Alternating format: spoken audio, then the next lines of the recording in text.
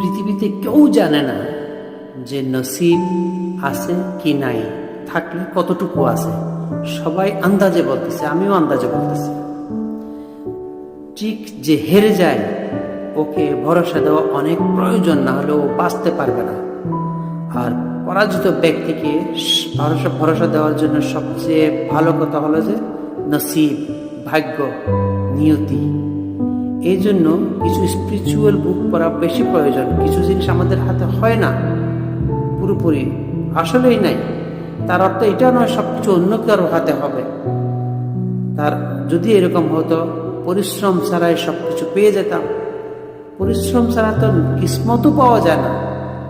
এই জন্য মনে করেন সবকিছু আমাদের কন্ট্রোলে নেই, কিন্তু যতটুকু আমাদের কন্ট্রোলে আছে ওর উপরে পুরো শক্তি যদি লাগিয়ে দিই, পুরো যদি চেষ্টা করি, আমরা আমাদের